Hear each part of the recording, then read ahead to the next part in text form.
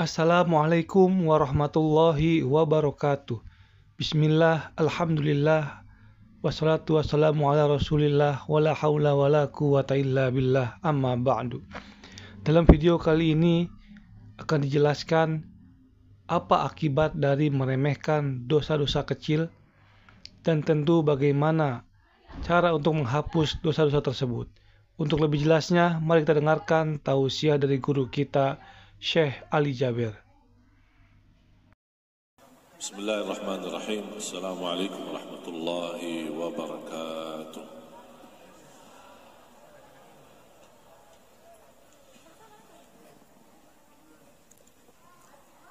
Alhamdulillahi rabbil alamin. Wa ashhadu an la ilaha illallah wahdahu la syarika lahu waliyus salihin. وأشهد أن سيدنا ونبينا محمدا عبد الله ورسوله الصادق الأمين اللهم صل وسلم وبارك على سيدنا محمد وعلى آله وصحبه ومن تبعهم بإحسان إلى يوم الدين. Para hadirin yang dimuliakan Allah Subhanahu wa taala. Alhamdulillah, saya senang sekali bisa hadir bersama-sama di majlis ilmu yang insyaAllah menjadi majlis yang barakah dan ilmu yang kita sama-sama belajari menjadi ilmu bermanfaat.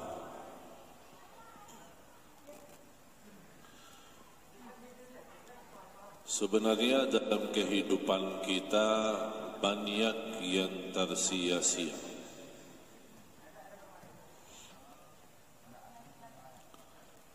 Kalau kita tuliskan apa yang telah kita lakukan selama ini, pasti kita merasa banyak kekurangan, apalagi terhadap agama.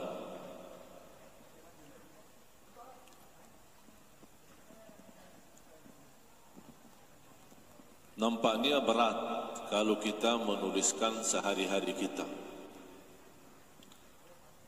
apa yang telah kita lakukan dalam kebaikan maupun dalam dosa dan maksiat. Kita malas menulis atau tidak memperhatikan untuk menulis, atau buat apa untuk menulis. Tapi ada malaikat yang tidak pernah lupa menuliskan segala apa yang kita buat, baik maupun buruk, taat maupun maksiat, semua tertulis. Tidak ada satu langkah kemanapun, semuanya tertulis. Langkah-langkah menuju ke tempat ibadah tertulis, langkah-langkah itu ibadah. Langkah-langkah ke tempat maksiat, bukan hanya maksiatnya yang tertulis, tapi langkah-langkah itu dianggap sebagai langkah maksiat.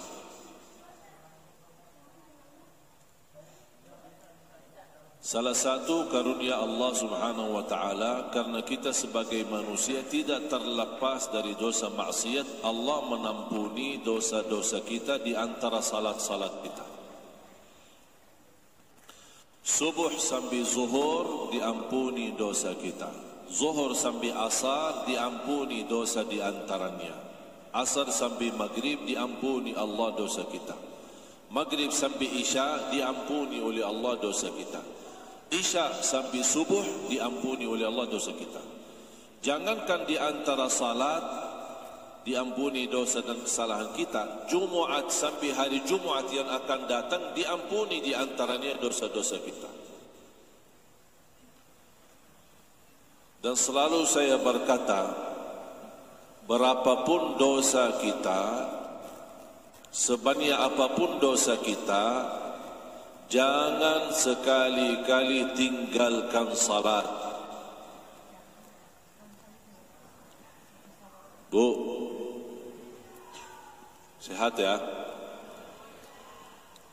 Jangan sekali-kali tinggalkan salat. Mengapa? Karena salat itu termasuk ibadah yang menjaminkan kita selalu mendapatkan ampunan.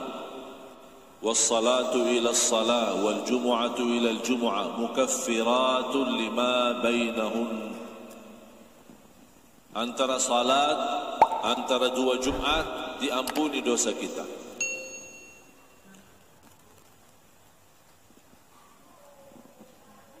Bayangkan Bapak Ibu, kalau kita tidak diampuni, harus minta ampun.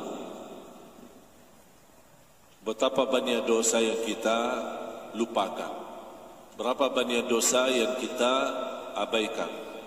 Bahkan ada perbuatan yang kita lakukan belum kita merasa itu dosa, padahal di sisi Allah itu dosa.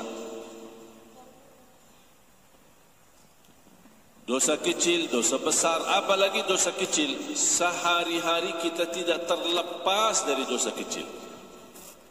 Mata melihat, tangan menambil, telinga mendengar, kaki berlangkah. Ini semua bisa terjadi banyak dosa-dosa kecil. Kalau bukan anugerah Allah Subhanahu wa taala, terampuni dosa kita karena salat kita, ibadah kita berat.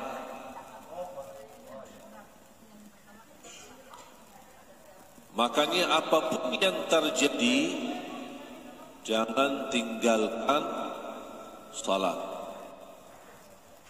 Perilaku kita masih sangat parah. Dosa kita terlalu banyak. Tetap jangan tinggalkan salat. Tidak boleh ada bahasa, buat apa saya jaga salat? Saya aja belum tentu orang baik. Buat apa saya perhatikan salat? Perilaku saya aja yang tidak enak. Sekali lagi, dosa kita walaupun sudah melalui batas, tetap jangan tinggalkan salat. Karena salat itu termasuk kesempatan untuk diampuni dosa kita. Artinya, dosa-dosa yang sehari-hari kita lakukan, kita lupa memohon ampun, lupa taubat, atau kita tidak sadar yang kita lakukan itu dosa, otomatis karena kita menjaga salat, otomatis Allah ampuni dosa tersebut. Walaupun kita tidak menganggap yang kita lakukan dosa, tapi di sisi Allah sudah tertulis dosa. Bagaimana kita kalau tidak diampuni karena salat kita? Bisa bahaya.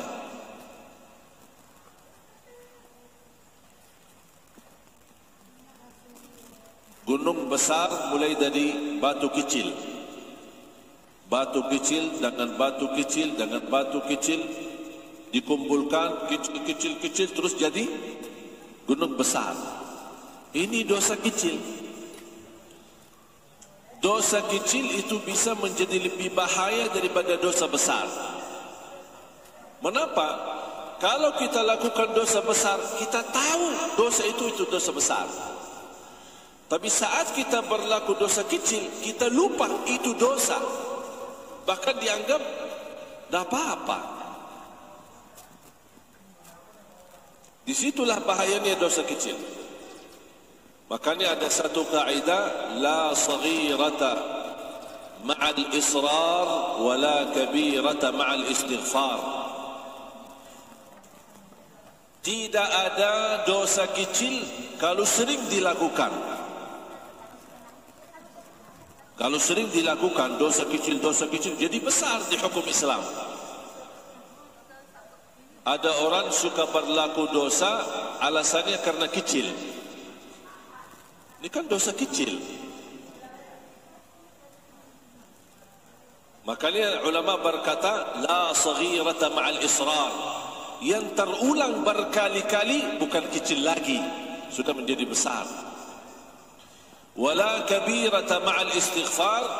tidak ada dosa besar yang bisa melawan istighfar. Makanya bahagia seorang yang suka beristighfar.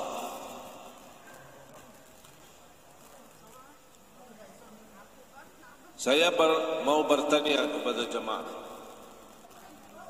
sehari-hari istighfar rutin berapa? Yo, berapa banyak sehari istighfar? Cuma pas ketika ditembak musibah, astagfirullahaladzim, itu aja. Pernah enggak rutin istighfar? Maksudnya apa rutin?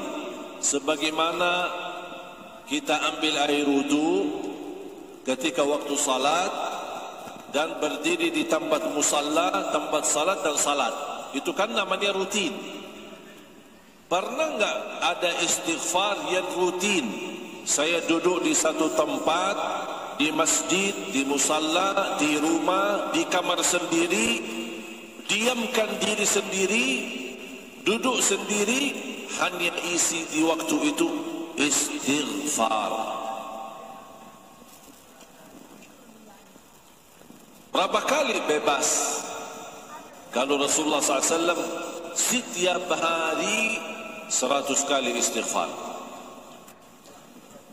dan itu rutin.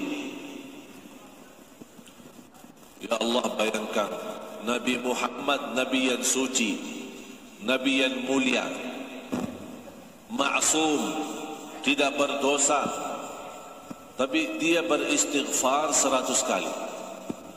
Kita yang setiap hari berdosa, setiap hari tak sadar tidak sadar menyakiti perasaan orang lain, sadar tidak sadar menzalimi orang lain, menyakiti hati orang tua, menzalimi anak kita.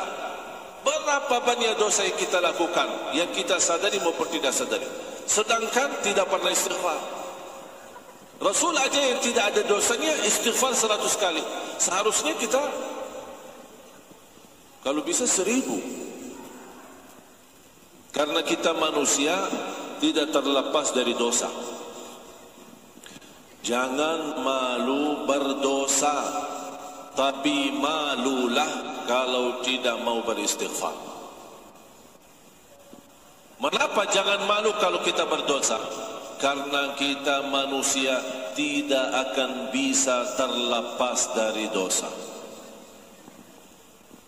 Makanya jangan malu kalau kita berbuat salah, tapi malu kalau sudah tahu dan kita sadar ini salah, ini dosa, tapi belum mau beristighfar. Ini yang harus buat kita malu. Apa bukti kita tidak bisa terlepas dari dosa dan maksiat? Tahu enggak buktinya apa? Ayo, apa bukti kita tidak bisa terlepas dari dosa dan maksiat? Buktinya apa? Tidak ada siapapun yang tidak berdosa. Mau dia ustaz, mau dia kiai, mau dia habib, mau dia ulama, mau dia orang biasa, semuanya berdosa. Bahkan tidak boleh ada yang terlepas daripada dosa. Kata siapa? Bukan kata saya, kata Rasulullah sallallahu alaihi wasallam. Kullu ibnu Adam khata'. Semua keturunan Adam bersalah. Berarti kita tidak terlepas daripada kesalahan. Itu sesuatu mau tidak mau pasti bersalah. Tapi ya Rasulullah, kalau kita memang semuanya harus bersalah atau tidak terlepas dari kesalahan, gimana solusinya? Wa khairul khatta'in at-tawwabun. Bukan persoalannya kita bersalah, tapi kata Rasulullah, yang terbaik di antara kalian yang bersalah, yang suka selalu bertaubat.